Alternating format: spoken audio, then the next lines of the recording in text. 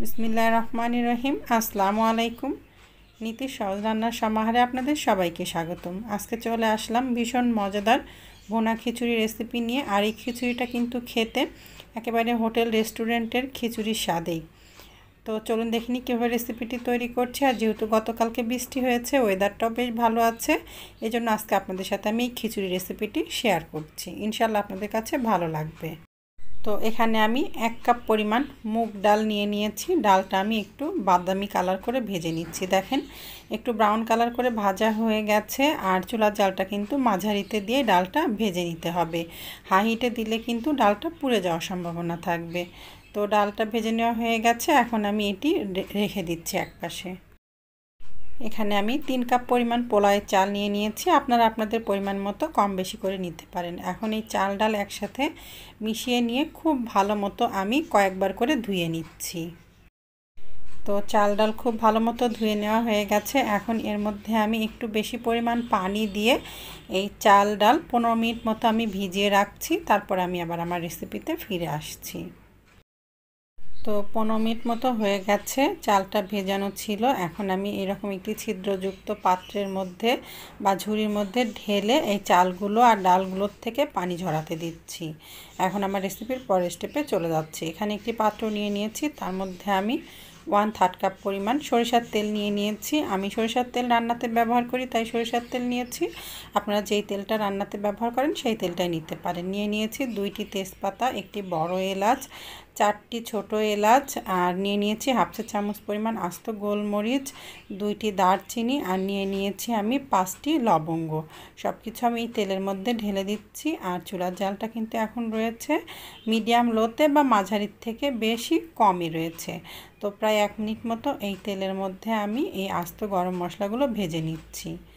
তো প্রায় 1 মিনিট মতো ভেজে নেওয়া হয়ে গেছে। এখন এর মধ্যে আমি দিয়ে দিচ্ছি, এখানে নিয়েছি 1 কাপ পরিমাণ পেঁয়াজ কুচি। চাইলে আপনারা একটু কমও দিতে পারেন। নিয়েছি এখানে আমি 8 কোয়া মতো ইন্ডিয়ান বড় রসুনের রসুন কুচি। আপনারা চাইলে দেশি রসুনটা এখানে ব্যবহার করতে পারেন। আর দিয়েছি এখানে আমি 12টি মতো কাঁচামরিচ। আমি এখানে লাল মরিচের গুঁড়াটাও ব্যবহার করব, তবে আপনারা যদি শুধু কাঁচামরিচ দিয়ে রান্না করতে চান তো শুধু কাঁচামরিচটা দিতে পারেন। আর যদি শুধু ঝালের গুঁড়াটা বা লাল মরিচের গুঁড়াটা দিতে চান তো শুধু লাল মরিচের গুঁড়াটাও দিতে পারেন। আমি লাল মরিচের গুঁড়া আর কাঁচামরিচ 2টি মিলিয়ে দিয়েছি। আর ঝালটা আপনারা আপনাদের মুখে স্বাদ অনুযায়ী কম বেশি করে দিয়ে নিতে পারেন। আর এখন এর মধ্যে আমি দিয়ে দিলাম 1.5 টেবিল চামচ পরিমাণ আদা রসুন বাটা। সব কিছু একসাথে নাড়াচাড়া করে মিশিয়ে নিলাম। তো সব কিছুতে একটু নাড়াচাড়া করে নিয়েছি। এখন এর মধ্যে আমি দিয়ে দিচ্ছি 1 চা চামচ পরিমাণ জিরার গুঁড়া, 2 চা চামচ পরিমাণ হলুদের গুঁড়া। চাইলে আপনারা একটু কমও দিতে পারেন, 1.5 চা চামচ বা 1 চা চামচও দিতে পারেন।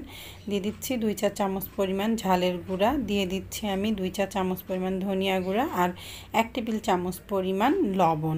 আপনারা চাইলে কিন্তু ঝালের গুঁড়াটা একটু কমও দিতে পারেন। আর লবণটা শুরুর দিকে একটু কমই দেওয়ার চেষ্টা করবেন, পরে একটু চেখে দেখবেন যদি লবণ দেওয়া লাগে তো দিয়ে নিতে পারেন। এখন সব কিছু দিয়ে নাড়াচাড়া করে একটু মিশিয়ে নিচ্ছি। আচ্ছা, আপনারা যদি কাঁচামরিচ আর রসুন কুচিটা বাদ দিতে চান তো বাদ দিতে পারেন, কোনো অসুবিধা নাই। তবে আমি পার্সোনালি দিয়ে থাকি, আমার কাছে ভালো লাগে খেতে এভাবে রসুন কুচি আর কাঁচামরিচটা দিলে। আর এর মধ্যে দিয়ে দিলাম ছোট্ট 1 টুকরো জয়ত্রী আর জায়ফল, একটি বড় জায়ফলের 4 ভাগের 1 ভাগ।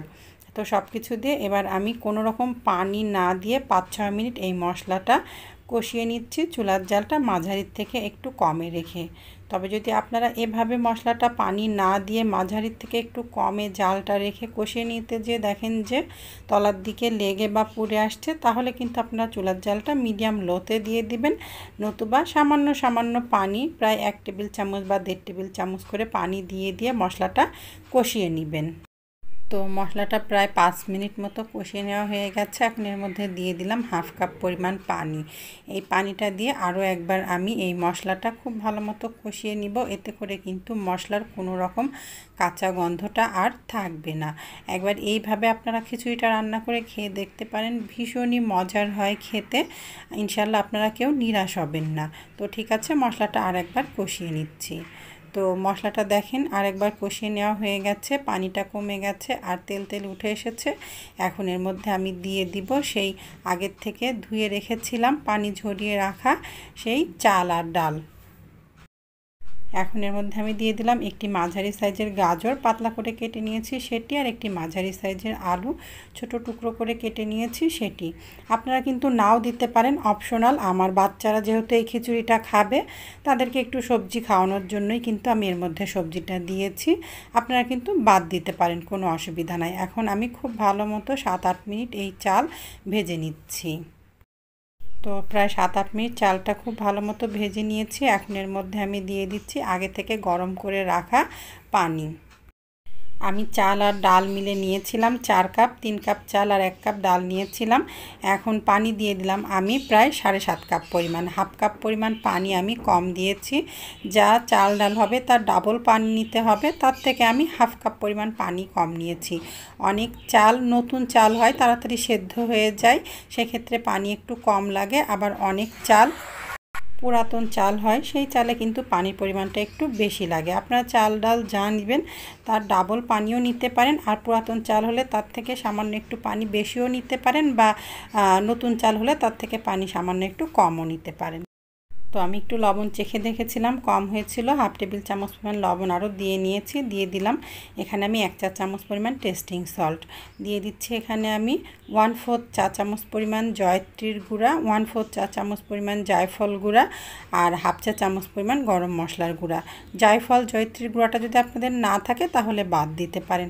আর টেস্টিং সল্টটা আমি ব্যবহার করেছি এই জন্যই যে একেবারে হোটেল রেস্টুরেন্টের স্বাদ আসবে এই খিচুড়িটাতে, এই জন্য। তবে আপনারা যদি কেউ বাদ দিতে চান তো বাদ দিতে পারেন। আর জায়ফল জয়ত্রীর গুঁড়া কিন্তু এখন যে কোনো মুদির বড় দোকানেই অ্যাভেলেবল পাওয়া যায়, আপনারা একটু খোঁজ করলেই পেয়ে যাবেন। 2 টেবিল চামচ পরিমাণ গুঁড়া দুধ। সব কিছু খুব ভালো মতো আমি মিশিয়ে নিচ্ছি। আর একটি কথা, আপনারা যদি একেবারেই সাধারণভাবে খিচুড়িটা তৈরি করতে চান তাহলে গুঁড়া দুধ, টেস্টিং সল্ট এইগুলো বাদ দিতে পারেন, জায়ফল জয়ত্রীর গুঁড়াটাও বাদ দিতে পারেন। আজ তো জায়ফল জয়ত্রীটা আমি যখন দিয়েছি সেটা ব্যবহার করতে পারেন, তবে সেক্ষেত্রে স্বাদটা একটু কম হবে। তো সব কিছু দিয়ে আমি খুব ভালো মতো একটু নাড়াচাড়া করে নিলাম। তো দেখেন পানিটা কিন্তু বেশ কমে এসেছে, চালের গায়ে মাখা মাখা হয়ে এসেছে। এখন আমি এটি ঢাকনা দিয়ে ঢেকে হতে দিচ্ছি প্রায় 15 মিনিটের জন্য। আর চুলার জালটা আমি করে দিচ্ছি একেবারেই লোতে, এতটা লোতে করে দিব যে আরেকটু হলে চুলাটা বন্ধ হয়ে যাবে, ঠিক এতটা লোতে। আর এই ঢাকনার ছিদ্রটা আমি বন্ধ করে দিলাম। তো 15 মিনিট মতো হয়ে গেছে, ঢাকনাটা খুলে আমি দেখে নিচ্ছি। এখন আমি যেটি করব যে একটু হালকাভাবে ওপরের ভাতগুলো নিচে আর নিচের ভাতগুলো ওপরে নিয়ে আসবো, এতে করে ওপরের ভাতগুলো যেগুলো একটু শক্ত শক্ত আছে সেগুলো আবার নিচে যেয়ে আরেকটু দমে দিলেই কিন্তু ভাতটা খুব ভালো মতো হয়ে যাবে। তো ঠিক আছে, আমি একটু ওপর নিচ করে দিচ্ছি ভাতটা, তারপরে আমার রেসিপিতে ফিরে আসছি। তো এখন এর মধ্যে দিয়ে দিচ্ছি 1 চা চামচ পরিমাণ কেওড়া জল। কেওড়া জল, ঘি এইটুকু শেষে দেওয়ার চেষ্টা করবেন, তাহলে দেখবেন যে আপনাদের খিচুড়িটা থেকেও হোটেল রেস্টুরেন্টের খিচুড়িতে যেরকম ফ্লেভার আসে ঠিক সেরকম ফ্লেভারটা আসবে। তো এর মধ্যে আমি দিয়ে দিলাম 1.5 টেবিল চামচ পরিমাণ ঘি।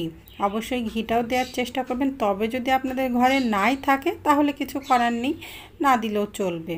তো ঠিক আছে, ঘিটাও দিয়ে দিলাম। এখন আমি ঢাকনা দিয়ে ঢেকে আরও 10 মিনিটের জন্য হতে দিচ্ছি। 10 মিনিট পরে আমি আবার আমার রেসিপিতে ফিরে আসছি।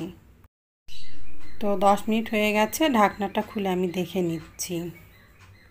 তো খিচুড়িটা পারফেক্টভাবে তৈরি হয়ে গেছে। তবে যদি আপনারা 10 মিনিট পরেও দেখেন যে চাল ডাল একটু শক্ত আছে, তাহলে আরও 4-5 মিনিট ঢাকনা দিয়ে ঢেকে খিচুড়িটা আপনারা রান্না করে নেবেন। তো দেখেন কতটা লোভনীয় হয়েছে, দেখতেও লোভনীয়, খেতেও ভীষণ মজার। আপনারা বাড়িতে একবার হলেও তৈরি করে খেয়ে দেখতে পারেন, ইনশাল্লাহ নিরাশ হবেন না। তো যদি আমার আজকের রেসিপিটিও ভালো লাগে তাহলে লাইক, কমেন্ট, শেয়ার করতে ভুলবেন না। আর আমার চ্যানেলের পাশে থাকবেন আমার চ্যানেলটি সাবস্ক্রাইব করে।